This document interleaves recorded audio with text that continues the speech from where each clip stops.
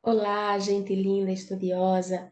Vamos continuar hoje o estudo da Lei 6.091 de 1974, que vai tratar sobre o transporte gratuito de eleitores das zonas rurais em dias de eleição.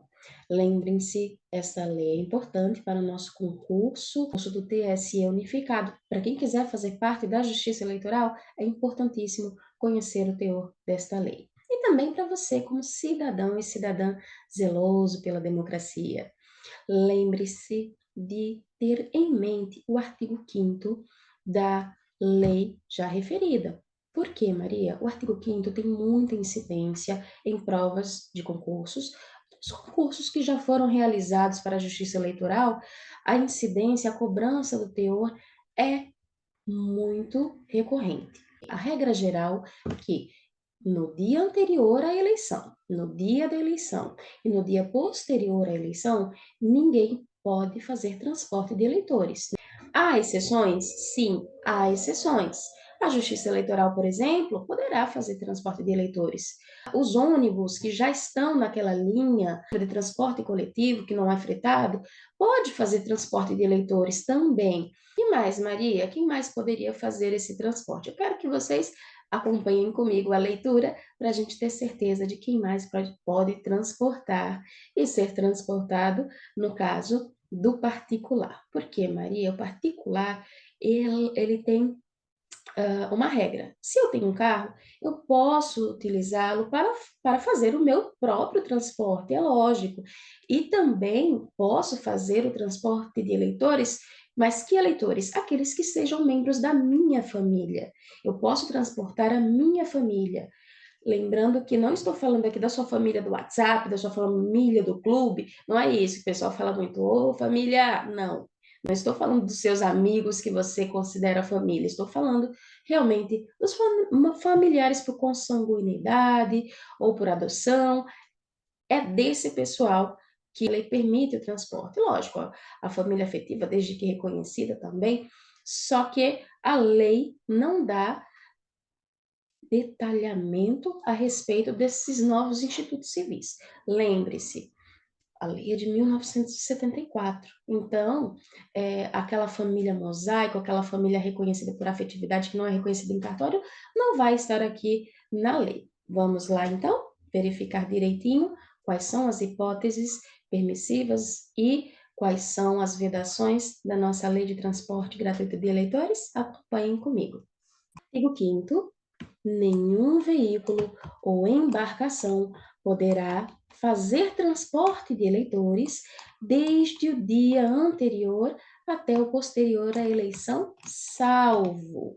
Este prazo é de suma importância, muito relevante, deve ser memorizado, colocado no coração. Quais são, então, os veículos e embarcações que poderão fazer esse transporte? Os veículos que estiverem à disposição da Justiça Eleitoral, os coletivos de linha regulares e não fretados, os de uso individual do proprietário para o exercício do próprio voto e dos membros de sua família, e o serviço normal, sem finalidade eleitoral, de veículos de aluguel não atingidos pela requisição de que trata o artigo 2º. Lembrando também que o artigo 6º vai dispor que a indisponibilidade ou deficiência do transporte de que trata esta lei não eximem o eleitor do dever de votar. E aí, Maria, mas ninguém vai fazer nada, tá lá, não há transporte naquela rota, há uma deficiência, há poucos veículos passando, a gente vai ter que ficar de braço cruzado? Não, nesse caso, o parágrafo único do artigo 6º vai dar a oportunidade de que órgãos partidários e candidatos indiquem à Justiça Eleitoral onde é que podem ser achados veículos, seja de repartições públicas, particulares, que possam ser, lógico, requisitados da maneira como o deve ser para poder suprir essa deficiência. Lembrando, então, o teor do parágrafo único, verificada a inexistência ou deficiência de embarcações e veículos, poderão os órgãos partidários ou candidatos indicar à Justiça Eleitoral onde há disponibilidade para que seja feita a competente requisição. Maria, e se não tiver como requisitar de outros locais? De qualquer forma, o eleitor deverá se apresentar para votar, porque não se exime da obrigação por falta, indisponibilidade ou deficiência no transporte. O eleitor ou eleitora terá que comparecer à sessão, mesmo que seja distante, sob pena de multa. Tudo bem que a multa eleitoral atualmente é baixa, atualmente é R$ 3,51, mas às vezes, né, ele vai gastar mais tentando se locomover do que pagando esta multa eleitoral. Cada eleitor vai fazer a sua análise do que é melhor ou pior. Mas o que importa para provas é que a indisponibilidade ou as deficiências do transporte de que trata esta lei não eximem o eleitor do dever de votar. Vamos fazer uma questão.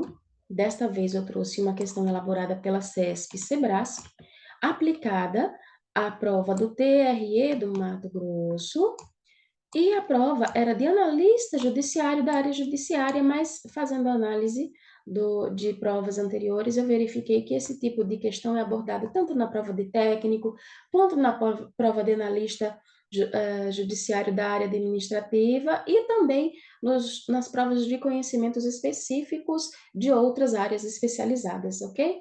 Vamos lá? Quanto ao fornecimento de transporte gratuito nas eleições, assinale a alternativa correta. Alternativa A, nos termos da Lei 6.091 de 1974, que disciplina o fornecimento gratuito de transporte em dias de eleição, nenhum veículo ou embarcação pode fazer transporte de eleitores desde o dia anterior até o posterior à eleição, salvo a serviço da Justiça Eleitoral, coletivos de linhas regulares e não fretados, aqui também está ok, de uso individual do proprietário para o exercício do próprio voto e dos membros de sua família, também está ok, o serviço normal sem finalidade eleitoral de veículos de aluguel. Aqui também está ok. Vamos fazer análise das outras alternativas? Alternativa B. É vedada a utilização de veículos e embarcações pertencentes à União, aos estados e aos municípios e às suas respectivas autarquias e sociedades de economia mista para transporte de eleitores em zonas rurais em dias de eleição? Não é vedado, né, gente?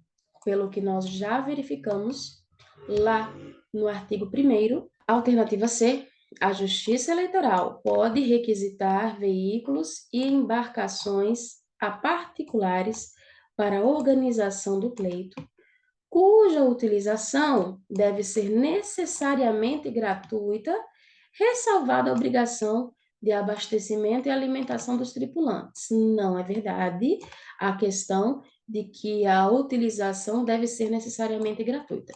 Se a Justiça Eleitoral requisitar do particular essas embarcações, esses veículos, eles serão sim pagos, esse serviço será pago até 30 dias após a eleição, ok? Fiquem atentos e atentas quanto a isso. A Justiça Eleitoral pode requisitar veículos e embarcações a particulares? Pode. Para organizar o pleito? Pode. A utilização deve ser necessariamente gratuita? Não. Deve ser pago o valor ali da localidade pelo serviço prestado. Que mais? A indisponibilidade de transporte exime o eleitor da obrigação de votar. Vimos que não exime, portanto, a alternativa D está equivocada. E a alternativa E, verificada a inexistência ou deficiência de embarcações e veículos, podem os partidários e os candidatos disponibilizar o transporte gratuito de eleitores? Não, não pode os partidos políticos ou candidatos disponibilizar, nem partido político, nem inscrito afiliado a partido político, né?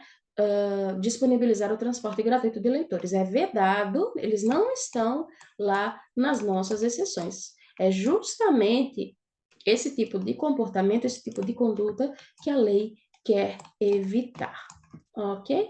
Espero que tudo isso tenha ficado muito claro.